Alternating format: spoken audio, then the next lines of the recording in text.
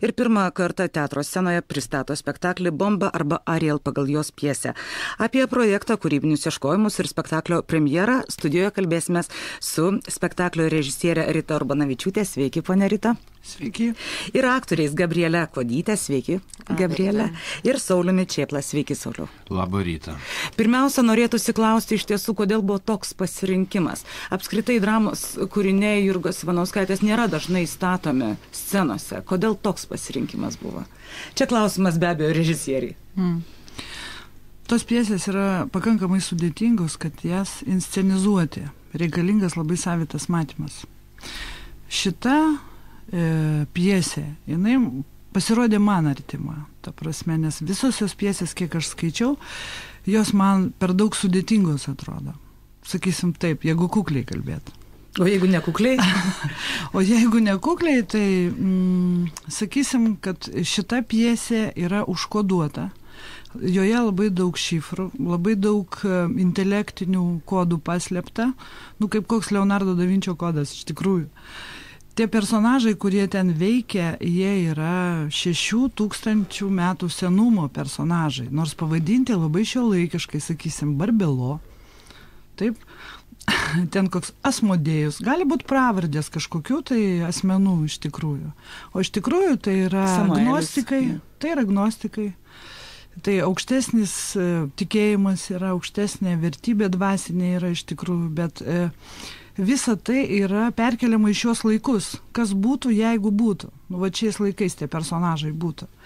Ir man atrodo, kad jie yra iš tikrųjų. Mes liktai leidžiam savo pafantazuoti, liktai autoriai čia leidžia tokius užšifravimus sudėlioti. Bet iš tikrųjų tie personažai yra. Tie žmonės yra gyvi. Pavyzdžiui, aš save su Asmodėjum gretinu. Iš tikrųjų, man atrodo, kad aš esu Asmas.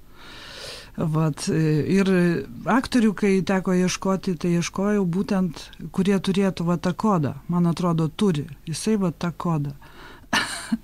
Ir aktoriai irgi taip pat medžiagą atsirinkinėjo, nes nebuvo tų žmonių, kurie pasakytų, reikia suvaidinsiu. Buvo tokie asmenys ir tokie aktoriai, kurie sakė, man tai patinka, aš tai suprantu, aš tai jaučiu. Nes apskritai dabar yra tokia krizė. Globalizacija valdo žmonės šiuo metu labai stipriai. Ekologija irgi baisioj padėty, ekologijos sąmoningumo trūkumas labai didelis yra. Ir iš esmės tas kūrinys apima tas temas. Tikėjimą, meilę, viltį, 21 amžiaus kontekste ir taip pat ekologinė krizė. Jeigu baigėte apie ekologinę krizę, todėl noriu klausti Gabrielios. Jūs spektaklyje naikinate mobiliuosius telefonus, kurie taipogi kenkia, ar ne, mūsų sveikatai? Taip, naikinu. Yra ten tokia scena, taip. Yra. Naikinu, nes tie personažai iš tiesų tie puolė angelai. Jūs esate Barbelo. Taip, Barbelo puolės angelas. Tai ta trijulė, Asmodėjus, Barbelo ir Samaelis, jie ten viską tokia linkę naikinti. Tai čia, kad mobilūs telefonai, pirmiausia, bažnyčioj, taip aš juos naikinu, nes man labai skauda galva. Pirma priežastis, dėl ko aš juos naikinu, ten personažai taip yra. Ir vėlgi, kodėl mes turim bendrauti mobiliais telefonais, prašyti pagalbos? Ne, gyventi reikia čia ir dabar, priimti situaciją, kokia yra, o tie personažai įsiveržia į bažnyčią ir jaučia mobilus telefonai, nepagelbės. Priverčia tos kitus tiesiog pasijusti ir gyventi dabar. Čia tokia sąmoningumo krizė yra iš tikrųjų toks dalykas. Dabar tabernakulis kiekvieno žmogaus šiuolaikinio yra mobilus telefonas. Kaip anksčiau meldėsi Dievui maldą, kalbėjo ten, sakysim, vakare prieš pusryčius ten arba dar kažkaip meldėsi. Dabar meldžiasi telefonai. Ir tie žmogus atsikelia, pirmoji maldelė yra mobilus telefonas. Tai čia ir vėlgi... Jame žadintuvas. Bet vis vien, reikia, nereikia, žmogus jaučiasi vienišas, eina gatve, stebi žmogų, eina vienišas žmogus ir jis jau nebeturi ką veikti, jis nesugeba susiorientuoti, ką jam veikti. Jis grėbėsi mobilus, gal jam kas žinutę parašė, gal dar kažkas. Vienu žodžiu, ir iš vienatvės situacijų irgi žmogus bando išeiti per mobilų telefoną, ta prasme. Bet tai nėra gerai, nes žmogus pririštas yra. Tai pririštas jisai ir jisai bijo likti vienas. Čia yra toks, mūsų sąmoningumo, sakysim, trūkumas, krizė iš tikrųjų. Pjesė Jurga Ivanauskaitė tiesiog konkrečiai vardina kiekvieno mobiliojo telefono melodiją, kuri tiesiog leidžia kalbėti ir apie to personažo charakterį, apie jo... Taip, apie dvasinę būseną jo. Ir įdomus momentas, mes nežinom, pagal kokią muziką mes mirsim. Na, aš manau, kad ne tik tai... Na, čia jau taip, kunigo žodis. Mes visą laiką susipažindami su kažkuo, tai bent jau anksčiau kalbėdam, kokią muziką mėgsti. Tai mes ieškodavom bendrumų pagal muziką. Vienas iš tokių bendrumų. Dabar mes irgi tą muzikėlę mobiliam telefone pasirenkam pagal ką? Pagal savo skonį. Tai irgi mūsų apibūdina. Mes viešai išduodame savo skonį, savo charakterį. Taip, iš esmės taip. Kiekvienas pasirenka pagal save tą melodiją ir pagal savo nostalgiškus dalykus, sielos virpesius ir pagal savo, tarp kitko, dvasinę kelionę irgi yra.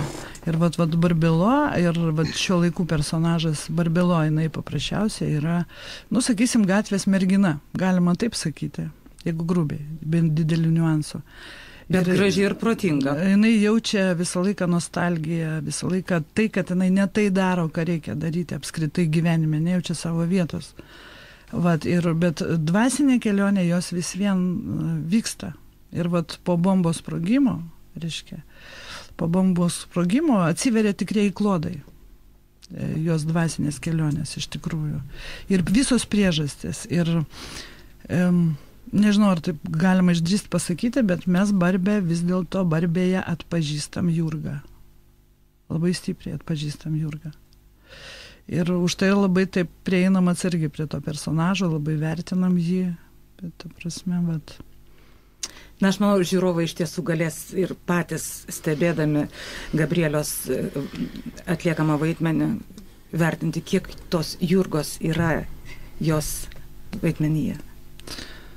Aš dar norėjau vieną įvardinti veikėją, tai yra erdvė, tai yra bažnyčia.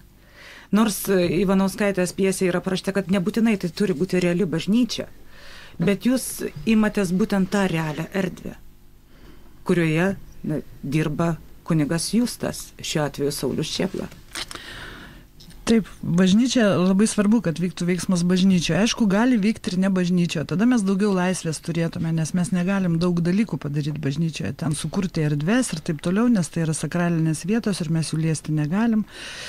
Turime elgtis pagarbiai, bet bažnyčioje todėl, kad tai vienintelė vieta, turbūt šiais laikais, gamta ir bažnyčia, į kur žmogus gali dar pabėgti ir susikaupti. Ir tekdavo valandų sėdėti bažnyčioje ir stebėti, kokią palaimą žmonės pasiekė melsdamiesi.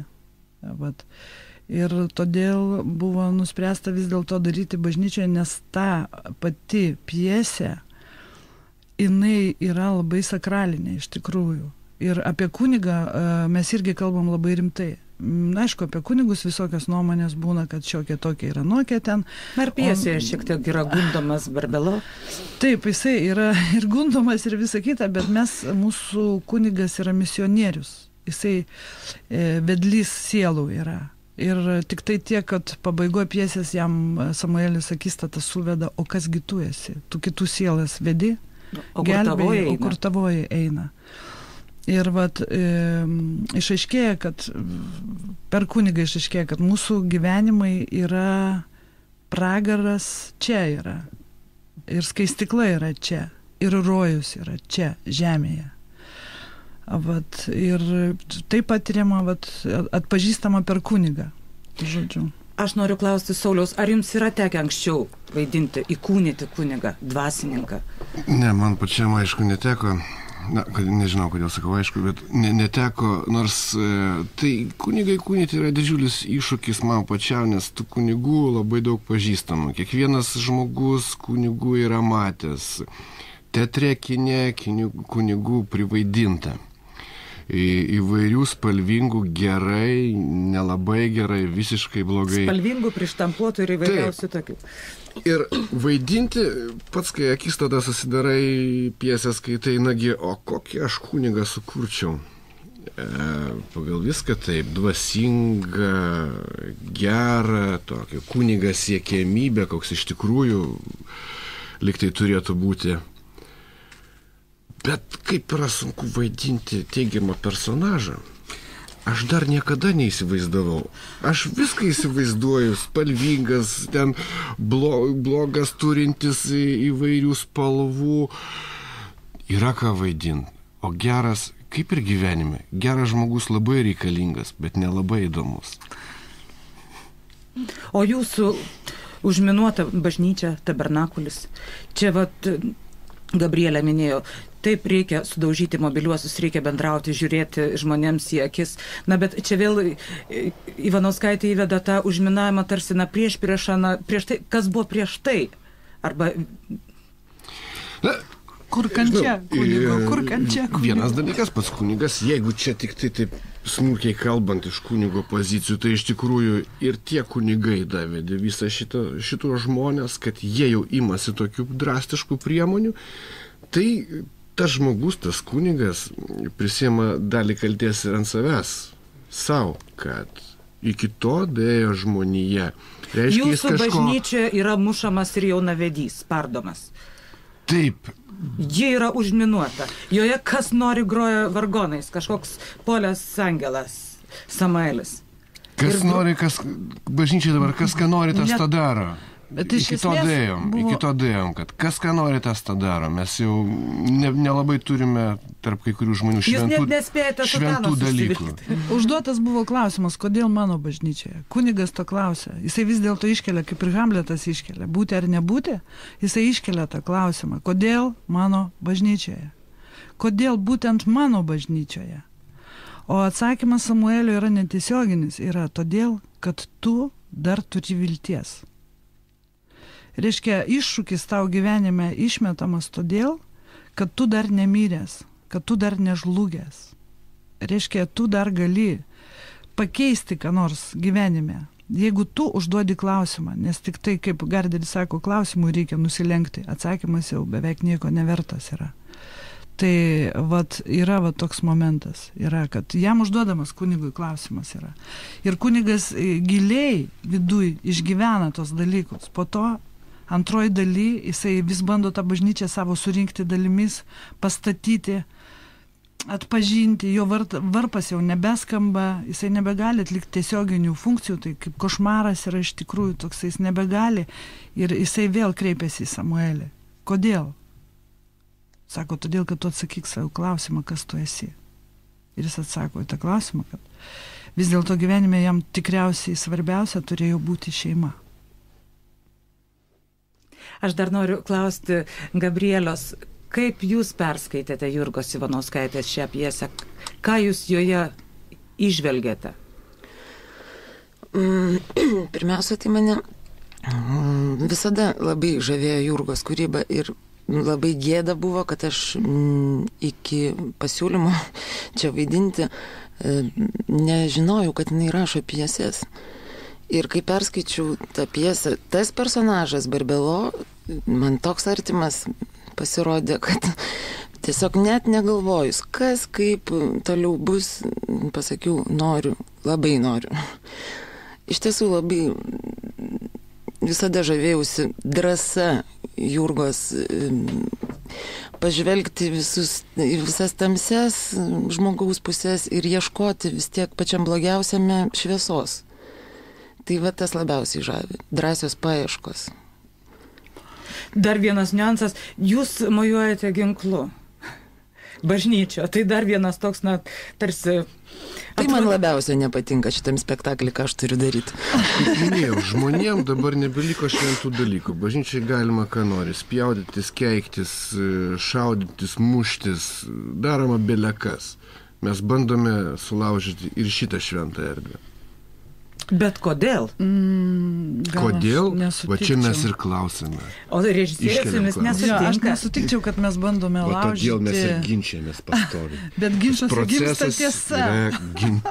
Ginčuose gimsta tiesa ir to džiaugiamės. Iš tikrųjų, mojuojama ne todėl, kad kažką tai sumenkinti arba pažeisti.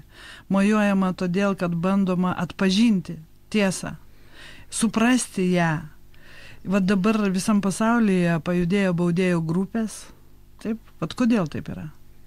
Vat čia lygiai tas pats, kodėl atsirado jos. Padidėjo vartotojiškumas, kaip ir minėjau, kad globalizacija mus valdo. Ekologija, sąmoningumo ekologijoje trūksta. Vat todėl tie personažai sąmoningai arba nesąmoningai, arba kaip gnostikai 6000 metų senumo, jie bando iškelti tą problemą. Atkreipkit dėmesį, kodėl. Vat gyveni savo ramiai kiekvieną dieną. Gyveni, vaikštai ryte į darbą, vakare iš darbo, augini vaikus, viską. Ir nepastebi, kad vis dėlto Arielis tavo vaikų sveikatai labai kenkia. Ir kad neaišku, kaip tai atsilies 3. ir 2. kartoje. Kažkas ištiesęs ranką sėdi prie bažnyčios, o tu galvoji, kad jisai čia paprasčiausias simuliantas, nedirba. Verslininkas, tu apie jį jau taip galvoji, o iš tikro nepagalvoji, kad tau galbūt turi galimybę jam padėti, netiesiogiai monetą numetant, bet kitaip, ištiesus kažką, kitaip ranką ištiesus, nebūtinai su ginklu. Galiu pasakyti, kodėl. Na, prašau. Todėl, kad kiekvienas žmogus dabar kiekvienoje situacijoje galvoja, ką aš iš jos galiu gauti, o ne ką aš galiu duoti. Nu, tai va, tas vartotojiškumas. Tas... O Sauliau, jūs kitoks? Ar jūsų personažas kitoks? Be abejo, aš kaip kiekvienas žmogus esu kitoks nuo kito. Vienodo paveikslo nebūna, vienodo žmogaus irgi. Reprodukcijų iš manęs dar nepadarė. Klono irgi. Aš norėjau dar jūsų visų klausti tiesiog, kaip jums sekasi įvaldyti bažnyčios erdvę būtent šiam spektakliui? Vis dėlto, kaip jūs, ponia Rita, minėjot, negalit dekoracijomis ten labai manipuliuoti ar kažką bandyti jomis pasakyti. Viską reikia arba pritaikyti tai, kas yra, arba spręsti kitaip. Jeigu vaidinti scenoje kunigą, tai tu bandai įsijausti iš tikrųjų ir bandai tapti tikrų kunigų. Jeigu tu vaidini bažnyčioje kunigą, vis tiek turi prisiminti, kad esi tik tai aktorius. Ir negali šių vienokių ir kitokių dalykų daryti. Va čia gerai pasakyta, labai gerai pasakyta. Sutinkam. Sutinkam, čia gerai. Labai nelengva. Bet vis tiek jūs turite įprasti prie tos aplinkos ir laisvai joje elgtis, kaip tikras kunigas. Taip, bet kai kurių dalykų negaliu daryti. Todėl mes turėjom padaryti savo tabernakulį, mes konsultavomės su kunigais, kalbėjom, ką galima liesti, ko negalima, kiek erdvės pakelti. Iš tikrųjų mes tos erdvės neįsisavinsim, už tai, kad ten yra aidas labai didelis ir jokia garso aparatūra negalės to kokybiškai padaryti, už tai, kad netgi su kokybiška aparatūra tas aidas visiems pakyla į viršų. Tai aktoriai priversti techniškai lėčiau kalbėti yra, kad ta mintis pasiektų. Teko tabernakulio negalim liesti, teko savo pasidaryti tabernakulį, labai tikrovišką, ta prasme, nes jau per pirmą perbėgą buvo tie žiūrovai, žiūrėjo, sako, nesupratom, kad čia netikras. Kad čia. Vat, ir sunku įsisavinti tą erdvę, bet jinai ir padeda. Jinai ir padeda kartu, jinai sukuria kažkokią tai aurą ir sukoncentruoja. Ir va, ta pati pjesė, jinai kaip mišios turėtų praeiti. Pati pjesė. Nes mes antroji daly žiūrovams dalinsim maldą, vat šio laikinę maldelę tokią, kad jie finale galėtų kažkaip kartu visą tai pasakyti. Į amžinąją šviesą, va čia kunigo tekstas, gal net Saulius geriau tą tekstą pasakytų. Nesakysiu. Neišduosiu dabar vienu žodžiu. Vat, o šiaip dar norėjau pasakyti, kad vat Jurga tapo mūsų mokytoja šiame etape. Va taip. Kiekviename etape, vat, kai statai spektaklį arba ten kuris kartu su aktoriais, visą kitą, visada atsiranda mokytojas. Visada. Ir vat, netikėjau, nes mes bendramžės ir aš kažkaip netikėjau, kad gali būti jinai mokytoja. O iš tikrųjų... Pažįstamas buvo. Taip. Ir kad jinai, vat, nes jinai atvedė per visus kelius, per visas Egipto mirusiųjų knygą, Tibeto mirusiųjų knygą, visiems klausytojams rekomenduočiau perskaityti Uranijos knygą. į kurią susiveda visi tikėjimai, taip pat visokie dokumentinė medžiaga apie tai, ką jaučia žmonės po mirties. Reikėjo labai didelę studiją atlikti, tiek aktoriams, kad suprasti tą visą gilumą, tiek režisieriai, kuri reiškia, ir didelis dėkui, aišku, Jurgai, už tai, kad jinai atvedė iki to. Ir vat jeigu kas sako, kad vat jinai buvo ten vieno tikėjimo, po to jinai atsivertė į kitą tikėjimą, tai netiesa. Jinai buvo visada viename tikėjime, dievoieškoje. Tai iš tikrųjų, tai vienas tikėjimas yra atrasti tą tiesą, jausmą, tą sielos kelionę, kur jo siela nueina, ta prasme.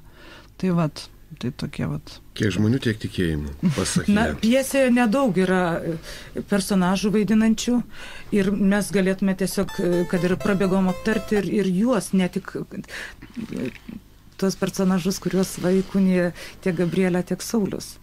Ten yra ir Rūta, ir jos mama, ką jos ten veikia. Rūta su vestuvių suknele, Tomas yra jaunavedys, ruošiasi duoti vieni kitiems įžadus ten, kol mirtis mus išskirs ir taip toliau. Yra Samuelis, kuris groja vargonais. Mane vargonai taip pat labai domintų. Visi personažai tai labai reikalingi, ten ne vieno personažo nėra tokio, kuris neturėtų savo vietos ar neturėtų ką veikti. Kiekvienas personažas yra pasakantis žiūrovui, įvedantis į tą situaciją, kuri vyksta dabar. Na, dabar labai populiarios tas pompastiškos vestuvės, vestuvių planavimai. Repeticijos, taip. Repeticijos, kad viskas būtų tik taip, kaip nekuriuose žurnaluose rašo ir dar būtų gerai, kad ir fotografai būtų. Tai nuo viso šito pompustiškumo vizitinės kortelės, kas galėtų būti žurnalų viršelėse, iki sugriovimo, sprogimo, nuėjimo į save. Tai žurnalas žmonės. Nebūtinai žmonės. Pirma dalis. Taip, tai yra žmonių, vat, tie likimai. Saulius teisingai sako, iš tikrųjų. Aš nenorėjau vardinti specialiai žurnalų. Ne, tai tu ir nevardini žurnalo, bet esmė yra, kad, populiarus žurnalas yra žmonės, taip? Ir vat, atsispindi visas gyvenimas, atsispindi ten žmonių. Ko jie siekia, ko jie nori. Tai, jie patys to nori. Taip, tai va tas ir yra. Tas ir yra. Tik tai tiek, kad vienas yra toksai, taip liaudiškai tariant, konfūzas, yra personažas Rūta. Jinai yra giliai krikščioniškas personažas. Yra. Vat kaip šitie yra Asmodėjus, Barbilo ir Samas yra agnostikai, o jinai yra krikščioniškas personažas, tiesioginė prasme, ta prasme, pagal visą jos psichologiją ir dar, kad jinai yra Biblijoje užkoduota, yra irgi tokia Rūta yra, reiškia labai žemiška. Nu tai kaip ir atspindi tas dvi sroves tokias, va tą gilesnę, senesnę patirtį ir tą krikščioniškąją vėlesnę patirtį. Tai va, tai irgi užkoduoti tie personažai ten yra tiek. Žiūrovai labai pažįstami, taip sakykime.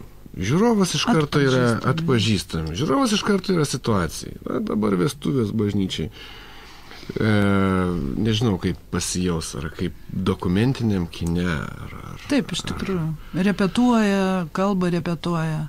Na, spektaklis tiesiog statoma. Aš dar norėjau paliesti amžinybės temą. Šioje pjesėje ji taipogi yra. Ir turbūt visi trys puolę angelai, jie tarsi ir simbolizuoja tą amžinybės idėją, nes jie jau yra sulaukę, na, kaip ir kunigas, tai jaunas, lyginant su Barbelo personažu, heroje. Taip. Ne tas žodis 6000 metų. Taip. Kaip ta amžinybės tema jums, Gabrielė? Ai, sudėtinga. Gal režisierė tegu papasakoja. Iškoduokit mums, ponia Rita. Tiesiog kiekvienas žmogus jaučia, kaip yra ten tose, kiek tiesos, ten netiesos, bet iš esmės jaučia, kad jisai atsineša iš kažkur tai kažkokią genetinę patirtį. Kiekvienas žmogus atsineša, gimsta mažas vaikelis ir iš pradžių, kai mes jį žiūrim, jis atrodo vat senukas gimė, arba senutė. Atrodo, viską jau jisai turi.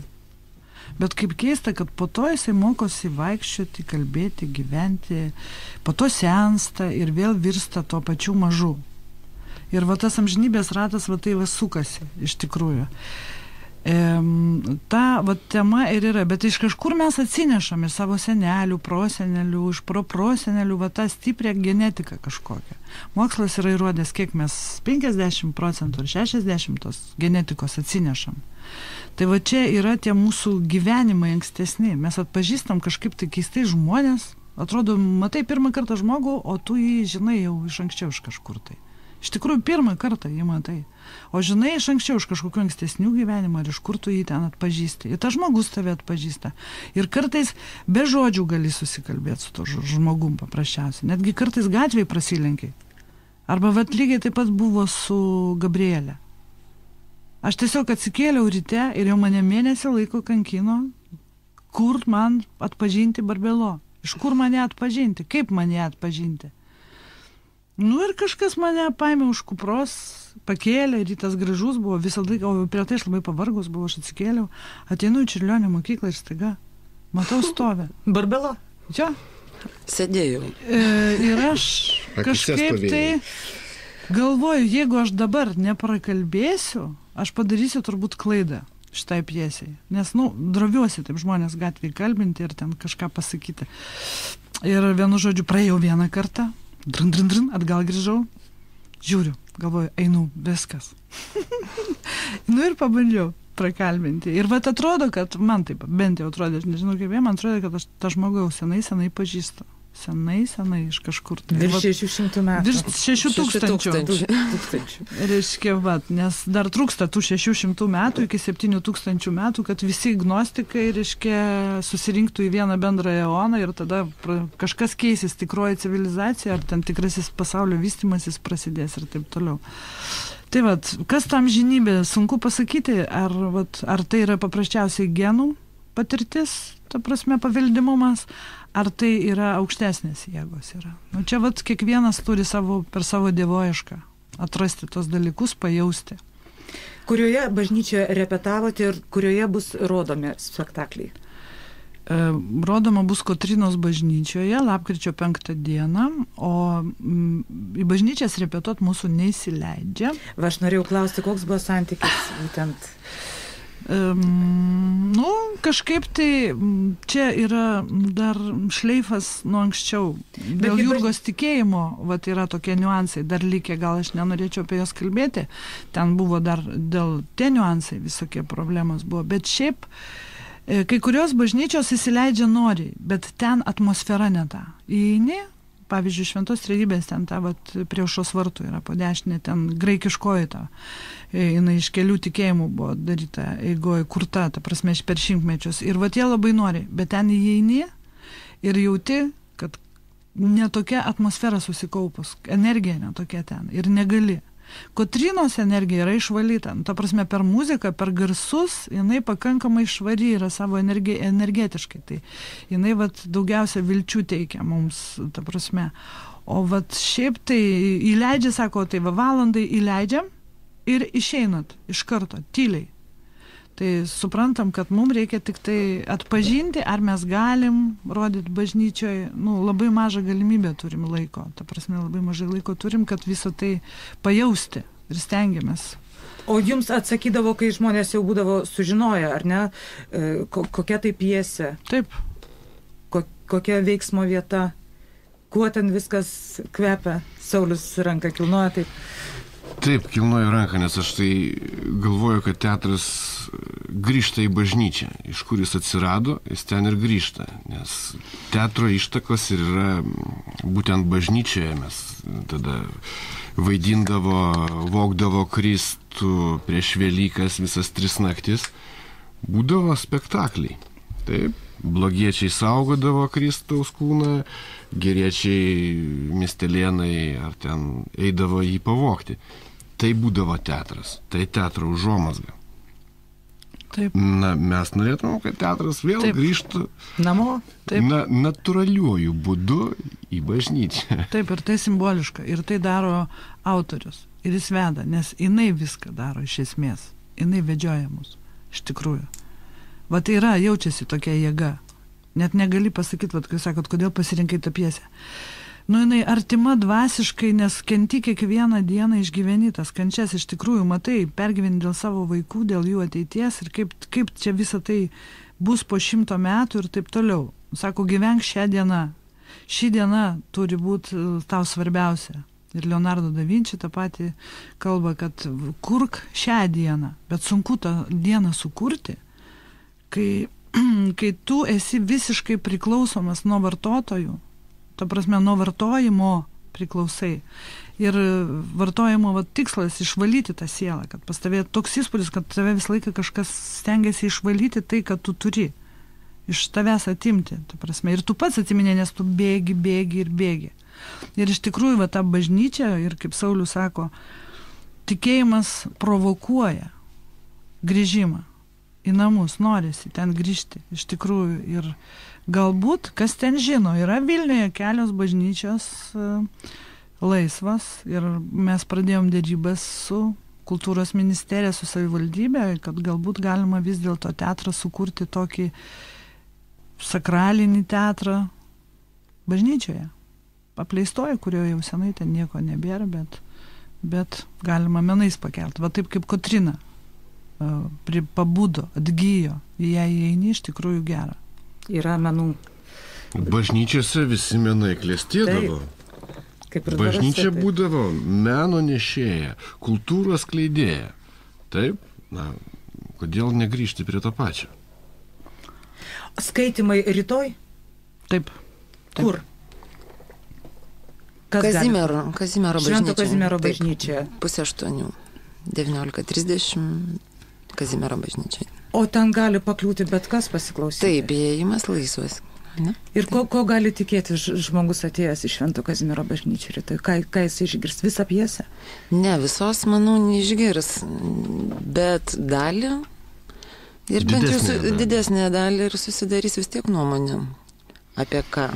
Ir pajausti savo dievybę iš tikrųjų, nes dalis apie tai. Antra dalis apie tai. Optimizmo žmogus pasisems iš šio spektaklio, iš šios pjesės? Ar skaitimų, kad... Nežinau, bet susimastyti tikrai bus. Susimastyti tikrai. Aš manau, bet kas. Ir optimizmo yra ir stiprybės. Dabar visa ta pop kultūra eina vien tik tai ant pramogų. Reikia žmogui kažkada ir susimastyti, nueiti į save, pasižiūrėti, kur pats esi. Ačiū Jums visiems už pokalbį. Čia mūsų klausėtams priminsiu, kad kalbėjomės apie spektaklio premjerą lapkričio 5 dieną Šventos Kotrynos bažnyčioje, apie spektaklį Bomba arba Ariel pagal Jurgos Ivanauskaitės pjesę. Apie tai kalbėjome su šio spektaklio režisierė Rita Urbanavičiūtė ir aktoriais Gabrielė Kodytė ir Sauliumi Čėpla. Dabar 9:44 minutės.